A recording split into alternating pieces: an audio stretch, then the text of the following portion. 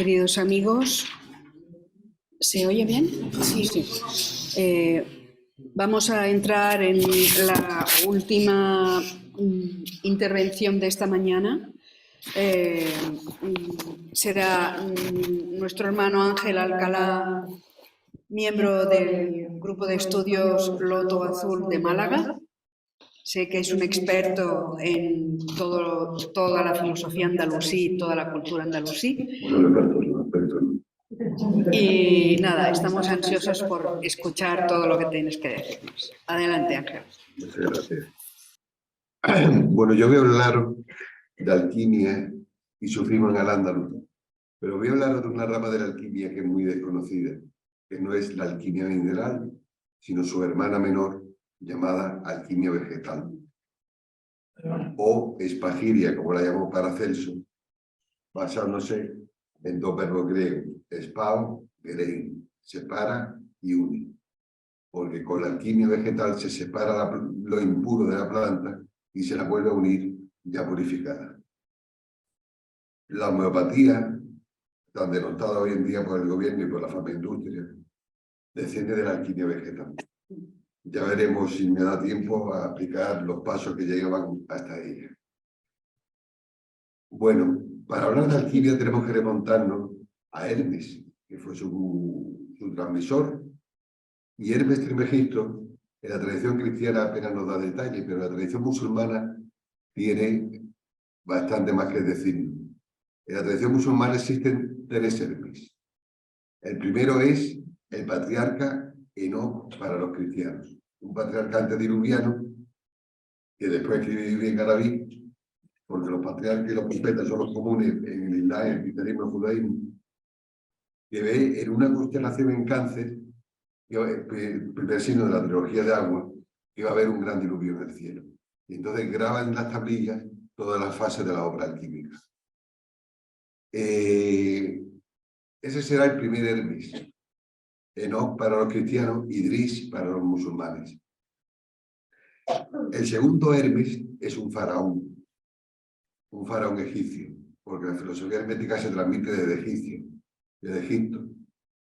Y a mi entender, ese segundo Hermes es el faraón Keops, que es el faraón que hace la pirámide a la que Newton tanto admiró, porque está llena de revelaciones matemáticas y revelaciones de la geometría sagrada que solamente se pueden concebir desde el punto de vista de la revelación divina. Y el tercer Hermes, al final, es el Hermes al que se le atribuye lo que hoy en día se llama el corpus hermeticum. Y ese Hermes, a mi entender, es el propio faraón Keops, cuyos libros fueron transmitiéndose secretamente en la antigüedad hasta que fue dado a conocer en el siglo II después de Cristo. Si leemos el Corpus Trismegisto, veremos que toda la filosofía griega bebe de ella. Ahí aparece la década pitagórica, aparece el motor inmóvil de Aristóteles, aparece el sermón secreto de la montaña, de tanta resonancia bíblica, y aparece muchísima sabiduría que será la que se irá transmitiendo de boca a oído y en libros específicos a lo largo de la historia del hermetismo. Toda la filosofía griega, antigua y medieval, bebe del hermetismo. Y Ben Arabi, de Murcia, dirá que Hermes es el profeta de los filósofos. Fíjense qué curioso, el profeta de los filósofos. Y así es cuando se le toma desde el punto de vista de su enseñanza, porque lo primero que vemos en la filosofía hermética es que su aspiración máxima es llegar al anthropos teleios, al hombre perfecto. Y esa será la máxima de todas las religiones y de todos los esoterismos de la Tierra, el hombre perfecto. Percibimos huella de alquimia vegetal ya en la filosofía griega. Por ejemplo, Pitágoras habla de los 4 elementos y los 4 temperamentos. Pitágoras, que es el fundador de lo que Apolonio de Tiana, mago y taumaturgo del siglo I, llamó la medicina del alma. Toda la tradición de la alquimia vegetal y de la homeopatía y de la terapia floral de Bach es la medicina del alma. Y es la curación por los símiles. Y eso se enfrenta a la curación por los opuestos. De eso nos hablará Hipócrates. Hipócrates, en el siglo V a.C., ya consigna dos formas de curar. La curación por los opuestos, o alopatía, que es la medicina oficial al uso, y la tradición por los símiles, o homeopatía. Solo que en su tiempo no existía la homeopatía, existía la alquimia vegetal, pero se curaba por los símiles.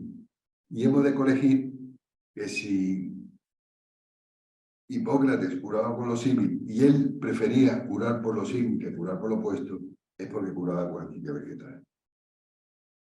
De Hipócrates vienen los cuantos temperamentos hipocráticos, linfático, biliar, nervioso y sanguíneo. Esos eran los terrenos sobre los cuales tratará al paciente, y cada uno nacerá, y eso se verá por la carta astral, con un temperamento activo. Y ese temperamento activo, ese temperamento natal, será el que hay que tratar con metales regidos por los astros que rigen esos temperamentos. La plata, el oro, en fin, si hay tiempo hablaremos de eso más adelante. Pero estamos con la filosofía griega. Platón nos habla en el Tineo de que la curación hay que hacerla por los símiles. Platón nos lo dice en el Tineo y en el Cármides. Y dice que el origen de la enfermedad está en la locura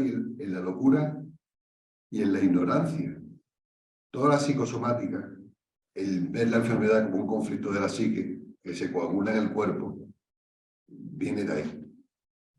De ahí arranca, de lo que Platón dice, la enfermedad nace como ignorancia, luego la dolencia de un cuerpo será resultado de una lección que tiene que aprender el alma para crecer. Eso ya está en la filosofía griega, está en Aristóteles, en cuyo libro 8 de la física nos habla de la piedra de Hermes. Y el libro de la generación y la corrupción y el libro de la física es pura alquimia. Porque la alquimia no es solamente un alambique y el proceso de destilación, es la observación de los procesos de la naturaleza y qué leyes ocultas hay detrás de la naturaleza. Eso será el estudio de la alquimia. Y el estudio del microcosmo humano será eso mismo. Ya desde la antigüedad se estaba investigando. Tenemos atisbos de filosofía hermética en los grandes neoplatónicos.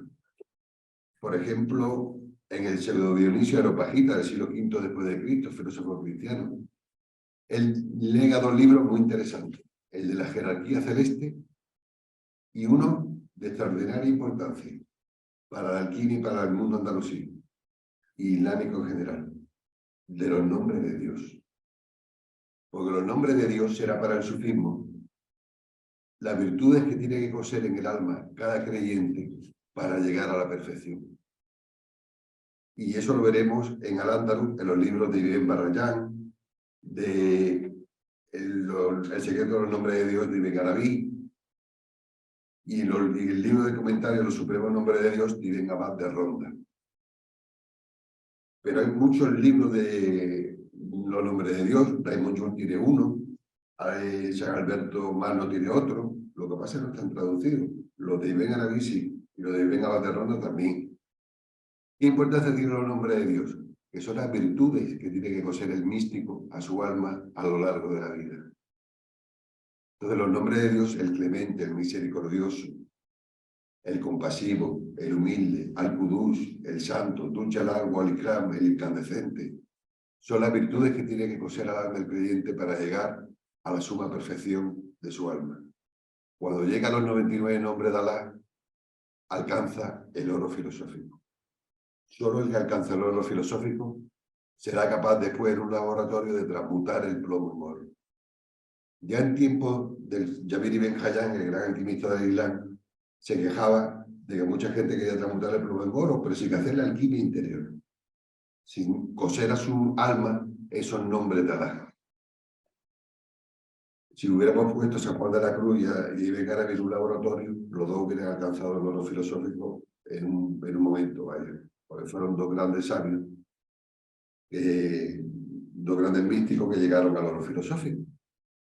Bueno, tras la caída del Imperio Romano, quien recoge la antorcha de la sabiduría es el Islam. Y en el Islam hay mandato producido por su profeta Muhammad, que dice: busca el conocimiento allá donde se encuentre. Y Muhammad ordena traducir todos los libros de sabiduría de la tierra, mientras fueran conquistando los terrenos que iban conquistando.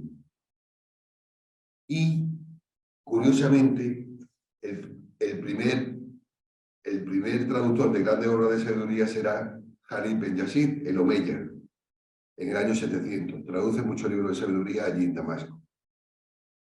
Los Omeyas tuvieron una capital importancia en la fundación del Emirato Andalusí y tenían conocimiento alquímico. Pero estamos todavía en el siglo VII después de Cristo, siglo VIII, y ahí se produce un acontecimiento de extraordinaria importancia para el mundo andalusí y para el sufismo, que es la obra magnífica del gran alquimista del Islam y de todos los tiempos llamado Jabir ibn Hayyan al-Sufi, llamado Geber por los latinos. Hoy en día, en la librería esotérica, encontraréis 2 libros de Geber, Jabir ibn Hayyan, de la suma perfección del magisterio, que es un componente pagírico que cura muchas enfermedades, y acerca de los hombros. Bien, este Jabir ibn Hayyan tuvo un maestro que fue Jafar al-Sadiq, el 6º imán del chiismo. El chiismo, no da tiempo a profundizar mucho, es la parte más esotérica del Islam. Aquí nos lo venden como la parte más violenta, precisamente porque no quieren hacer que nos acerquemos a la parte más esotérica del Islam, que es el chiismo y el sufismo, por supuesto. Se consideran descendientes de Fátima, la hija del profeta, y es por eso por lo que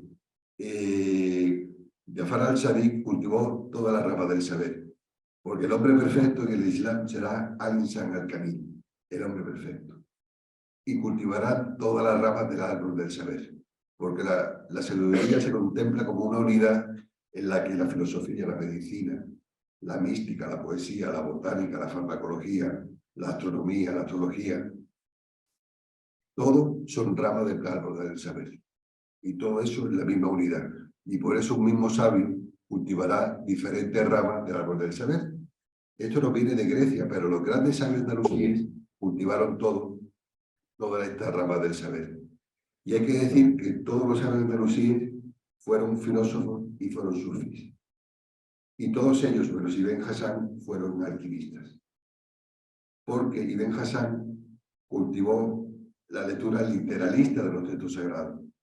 Y entonces no alcanzó a ver la profundidad de la lectura oculta de los textos sagrados. Eso lo hicieron los filósofos, el resto de los filósofos andalusíes, de los que hablaremos ahora brevemente. Bueno, Jabir ibn Hayyan produce una obra portentosa donde cultiva toda la rama del árbol del saber: lingüística, botánica, medicina, farmacología, alquimia, astrología, astronomía, astrolabios, y explica claramente cómo el alma del mundo, desde claves neoplatónicas, porque el Islam es neoplatonismo, luego explica la creación del mundo como una emanación, y eso le llega de su maestro, que es el llamado Pseudo-Empédocles árabe, Jafar al-Sadiq, que será quien tendrá una gran influencia en Al-Ándalus. Entonces explica el mundo como una emanación. Plotino nos dice que lo primero es el uno. Después del uno emana el intelecto, del intelecto emana el alma, del alma emana la naturaleza, y de la naturaleza emana la materia. Eso nos dice Plotino. Pseudo-Empédocles, y después lo recogerá Ibn Basarra de Córdoba, Ibn Arabi de Murcia y otros autores, dice que lo primero es la materia primera. De esa materia primera están hechas todas las criaturas. Árboles, plantas, minerales, todas las criaturas están hechas de esa materia primera. De la materia primera emana el intelecto, del intelecto el alma, del alma la naturaleza, y de la naturaleza la materia segunda. Luego, de esa materia primera está compuesta de amor y discordia, por algo se llama Pseudo-Empédocles, porque habla del amor y la discordia, de la que habla el filósofo griego Empédocles. El alma el amor es propiedad del alma, y la discordia es propiedad de la naturaleza. Y cuando esto llega al Andaluz, producirá una confrontación entre los filósofos y los sufis, propiamente dichos. Ahora lo veremos muy bien más ahora. Primero tenemos que hablar de Abderramán II. Abderramán II, del año 822 al 852, es cuando se produce el primer gran renacimiento del saber en al-Ándalus. Porque los andalusíes que iban a la Meca en peregrinación para acudir a rezar como mandan los cánones, después paraban en Bagdad, en la casa de sabiduría fundada por Al-Mamún, el califa Al-Mamún. En esa casa de sabiduría, fundada en el 831, se traducían todos los libros de los griegos. Fijaos qué grado llegó que cuando Al-Mamún se pone en contacto con el emperador bizantino y el emperador bizantino le ofrece un intercambio de esclavos cristianos y musulmanes para su comercio, Al-Mamún le dice que no le dé esclavos, que le dé libros. Porque todo el saber que nos llega a Europa por la puerta del Andaluz se produce gracias al Islam. Y eso se lo tenemos que agradecer. Bueno, pues en tiempo de Abderramán II llega el primer alquimista andalusí, que es Ibn Habib, Abdelmalek Ibn Habib. Él tiene un libro que se llama Compendio de Medicina, que está publicado por el CSIC, en el que ya habla de los 4 temperamentos hipocráticos: linfático, biliar, nervioso, sanguíneo, que corresponden con los 4 elementos, agua, aire, tierra y fuego, y con las 4 estaciones de la naturaleza. Nos habla de la tríaca, que es un compuesto que después rescatará el gran médico y alquimista judío, al médico de Abderramán III, Hasdai Ben Shaprut, los 60 componentes de la tríaca, que es un conjunto de elixires. Es como si hacemos muchas diluciones de muchas plantas, lo mezclamos todo y lo tomamos. Algún componente nos curará, ¿no?, de la enfermedad que tengamos, ¿no? Eso es la tríaca, que fue fundada en tiempos de Nerón como un antiveneno. Entonces, de hecho, nos habla el compendio de medicina de Ibn Habib, y nos habla también, curiosamente, del número 17. El número 17 es el favorito de Jabir Ibn Hayyan. ¿Por qué? Porque es el número de los 17 justos que resucitarán el día de la parusía del imán oculto. Esto es algo que tiene que ver con el chiismo, el imán oculto, y cuando aparece, hace su aparición pública.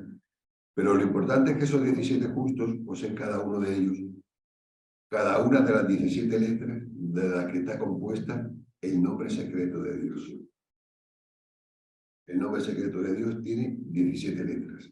Y es por eso por lo que en la lámpara aparece el número 17, en forma de azafeas o los 17 grupos cristalográficos planos que hay posible en el mundo. Cuando Fedorov, el matemático en el siglo XIX, llega a esa conclusión matemática, no sabía que la lámpara se había llegado antes, ya en el siglo XIII, porque los alquimistas lo sabían antes que la matemática llegase a esa conclusión.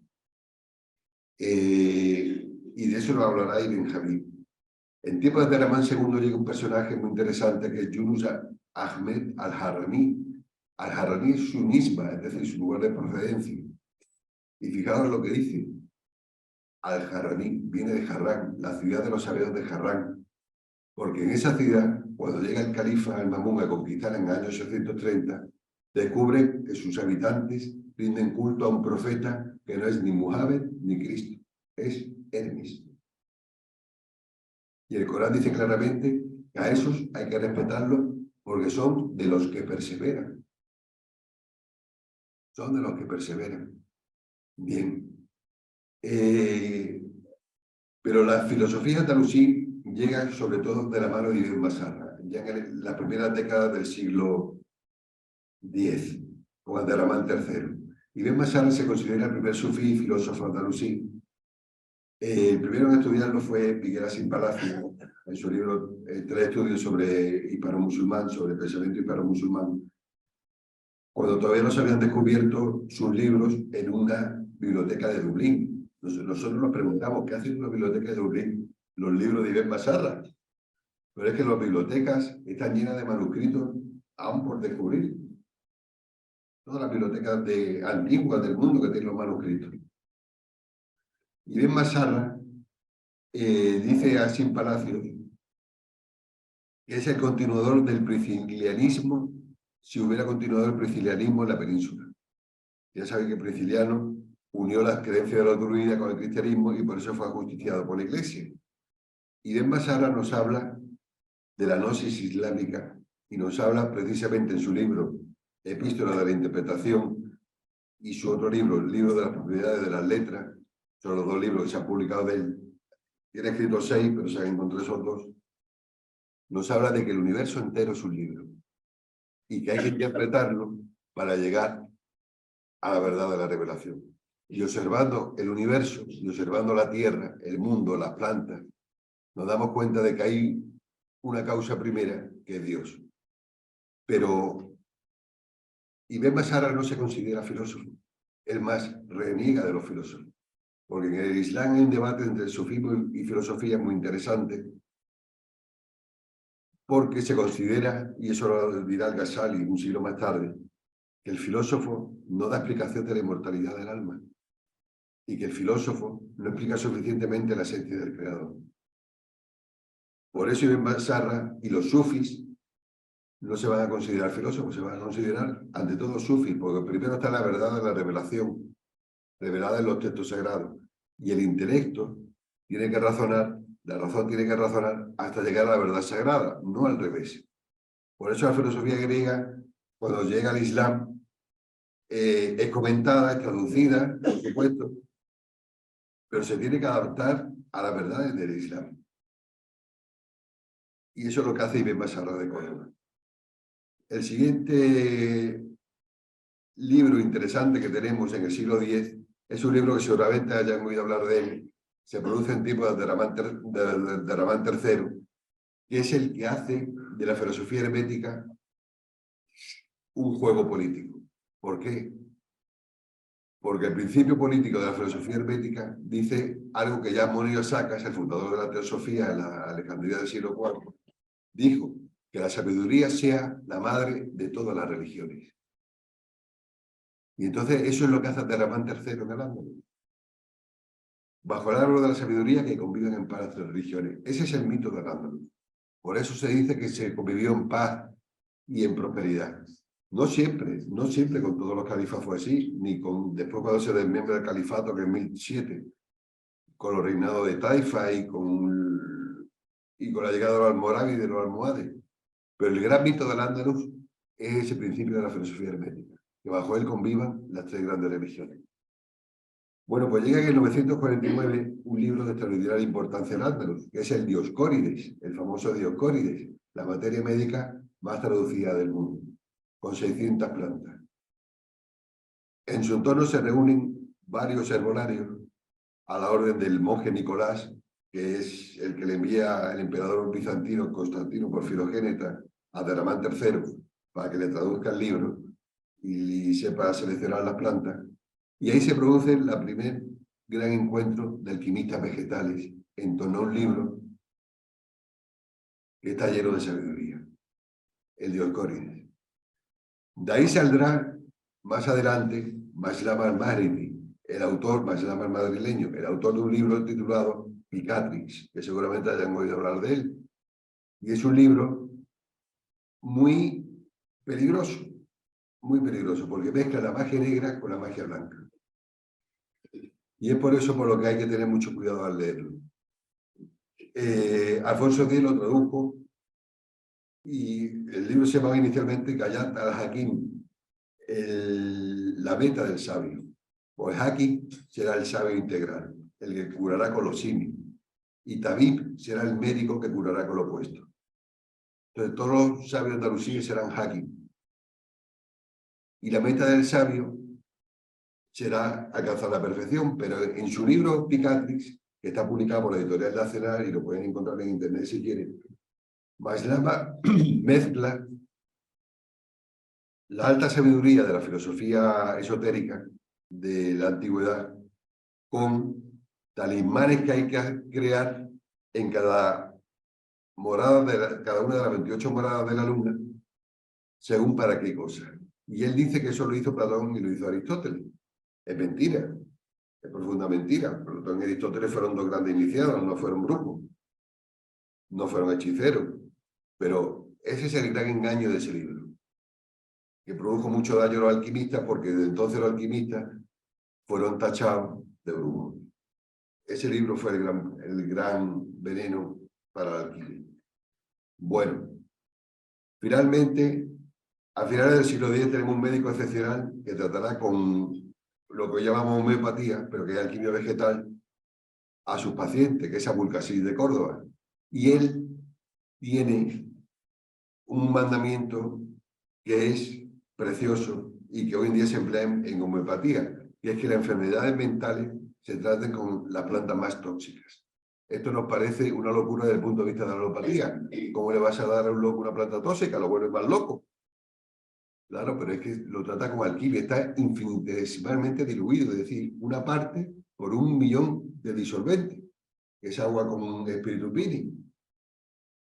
Entonces eso no produce locura, eso cura la locura.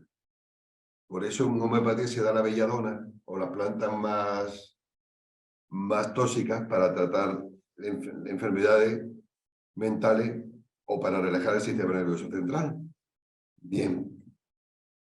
Finalmente, en el 1007 a 1031 hay una guerra civil en Al-Ándalus y todos los hakim, todos los sabios alquimistas se van a las diferentes provincias andalusíes a ofrecer su servicio. Ahí tenemos a las taifas más importantes fueron las de Sevilla, la de Toledo y la de Zaragoza. En Toledo brilló especialmente en ciencias, y ahí tenemos ni más ni menos que al gran Azarquiel, que fue hakim, astrónomo, sabio, tratando de reconstruir el gran libro de las estrellas del cielo. Tenemos a un gran médico, hakim, que se llama Ibn Wafid, que escribió el libro de la almohada, que es el primer tratado de homeopatía europeo. Lo que pasa es que solo los arabistas no lo han sabido ver, porque no leen con los ojos ocultos, ¿no? Pero todos sus libros son recetas donde trata de demostrarnos que tratando por los símil se cura la enfermedad a la que está mencionando. Eso es lo que dice Ibn Wafid de Córdoba. Y es el primero de los llamados geóponos andalusíes, es decir, los agricultores que tratan filosofía hermética y agricultura. Ahí tenemos a Ibn Wafid, Ibn Basal, a Ul-Jaid, Al-Tignari, Ibn Luyum, que fueron seguramente sufis, porque si fueron filósofos herméticos, buscaron la perfección de su alma, luego con toda seguridad fueron sufis. Y ahí tenemos cómo ellos categorizan los terrenos según frío, calor, sequedad, humedad. Esas son las 4 cualidades. Pues fijaos como todavía en algunos médicos dice esta enfermedad cursa con frialdad y humedad, o cursa con frialdad y sequedad. Viene de ahí, de antiguo que se tipificaba así la enfermedad. Y según el terreno fuera frío y seco, húmedo cálido, cálido seco, frío o húmedo, así se plantaban las plantas que tuvieran la misma cualidad. Para que por ley de los símiles diera lo mejor de sí mismo. Gabriel Alonso de Herrera, por orden de Cisneros, cuando después de la quema de los manuscritos de Andalucía en Virrambla, rescata algunos libros de sabios, el cardenal Cisneros le ordena que, basándose en el libro de Ibn Alaguán del Tratado de Agricultura, dé a conocer al público español todas las bondades de esta agricultura tratada con filosofía hermética. Y hoy día está publicado por la Junta de Andalucía. Bien, en la taifa de Zaragoza tenemos el renacimiento de la filosofía y el sufismo. Ahí se dan grandes autores sufis. Tenemos ni más ni menos, me ven la hora, no vaya a ser que me esté enrollando demasiado, pero 20, bueno, todavía podemos hablar un poquito. Tenemos que estar a las 12, para que Sí. Un poquito antes, ¿eh? Sí, voy a abreviar. Ahí tenemos que llega a la corte de Zaragoza la llamada Epístola de los Hermanos de la Pureza. Esta fue una enciclopedia de 51 tratados que fue tratado en el chiismo, en el ismaelismo, en el siglo X después de Cristo, que trataba sobre todas las ramas del árbol del saber: botánica, filosofía, medicina, astrología, todas las ramas del árbol del saber. Y esa gran enciclopedia, que desgraciadamente no está traducida al castellano, pero que está llena de sabiduría, le da mucha importancia a la astrología, por cierto. Muchísima importancia a la astrología. Pero no desde el punto de vista de la fatalidad, sino desde el punto de vista del conocimiento del alma. Que es como si se tiene que hacer una carta astral para conocerse uno a sí mismo, no para saber las maldades que le pueden pasar. Bien, pues de esa enciclopedia beben todos los grandes filósofos sufís de Zaragoza. Ibn al-Sid, de Badajoz, Ibn al-Arif, Ibn Bayá. Vamos a hablar de estos tres brevemente. Ibn Bayá, Abenpace, habla en su libro El régimen del solitario, que el sabio es un solitario. Y que ese solitario se retira de la sociedad porque no puede vivir en sociedad, porque la sociedad cultiva la corrupción de los vicios del alma y el sabio busca las virtudes del alma. Por eso dice, y busca la ciudad ideal, al igual que hizo Platón y hizo Al-Farabi, pero en esa ciudad ideal él la emparenta con las comunidades de sufis, y él dice que en esa ciudad ideal no existirían ni enfermedades ni jueces. No existirían enfermedades porque el alma es perfecta, luego no produce ninguna enfermedad. Solo la enfermedad procede del alma imperfecta. Y no necesita jueces porque no habría juicios, no habría pleitos, porque los hombres se guiarían por el amor, y guiándose por el amor no habría ningún conflicto que resolver. Abenpace dice mucho más, pero no podemos detenernos demasiado. Ibn al-Arif, de Almería, bebió de la enciclopedia del hermano de la pureza, y fue el primer sufí en decir que cuando uno cultiva y despierta los carismas del alma, tiene que esconderlos para evitar la vanidad espiritual. Esto lo llevará más a término Ibn Abad de Ronda con su doctrina de la apretura y la anchura del alma.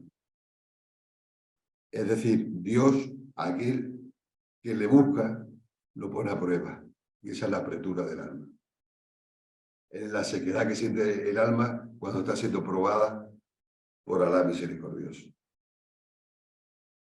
Cuando Alá misericordioso ve que el alma está ya a punto y que va a renegar y que va a echarlo todo, le abre la mano.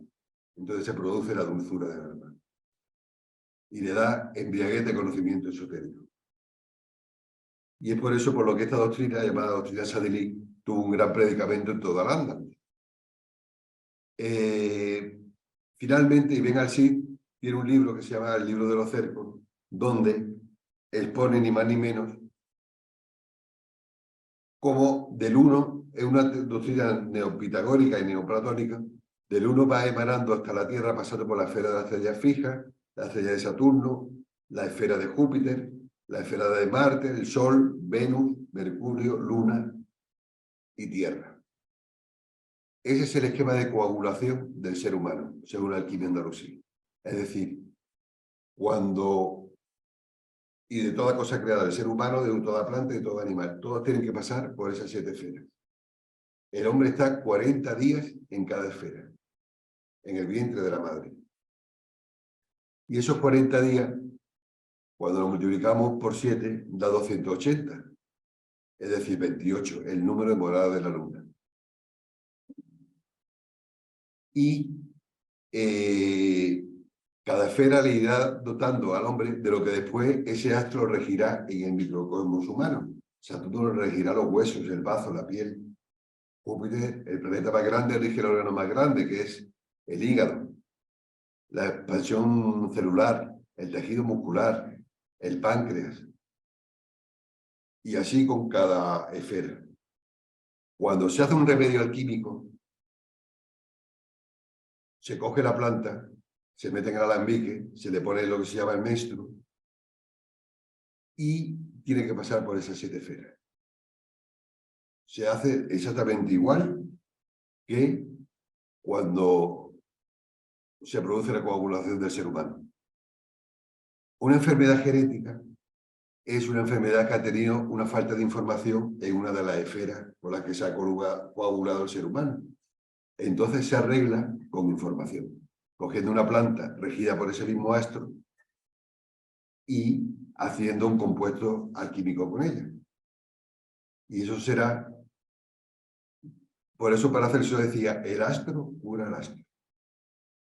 Porque un órgano dañado, regido por un astro que esté dañado, será curado por una planta regida por ese mismo astro, sacándole el elixir de ese mismo astro, porque toda planta tiene las 7 fuerzas planetarias, pero se les trae una. Se les trae una. Y ese será el elixir. Por ejemplo, veremos que la rosa es una planta de Venus, pero tiene muchas espinas. Eso es lo que de Marte hay en la rosa. Eso es lo que de Marte hay en la rosa. Bien. Llegamos entonces al gran sufí, que es Ibn Arabi de Murcia. Ibn Arabi de Murcia nos dice en su libro Las revelaciones de la Meca, precisamente en el capítulo 147, 167, La alquimia de la felicidad, cómo el filósofo y el teósofo van de la mano ascendiendo por el mundo de las esferas. Y en ese ascenso por el mundo de las esferas van recibiendo revelación de cada profeta que rige cada una de las esferas. El filósofo recibe conocimiento racional, pero el teósofo recibe más conocimiento esotérico. Pero cuando llegan a la esfera de Saturno, tras atravesar la Luna, Mercurio, Venus, Sol, Marte, Júpiter y Saturno, se encuentra con que el filósofo no puede seguir avanzando por el mundo de las esferas, porque se rige solo por la razón. Luego no puede seguir atravesando ese mundo de las esferas. Quien continúa recibiendo más conocimiento esotérico y atravesando el mundo de las esferas es el teósofo, porque se rige también, además de por la razón, por la luz del corazón. Sin otra luz de guía, sino la que en mi corazón ardía, de la San Juan de la Cruz en su poesía. Finalmente, tras atravesar la esfera de la estrella fija, la esfera del escabel llega al trono de Alá.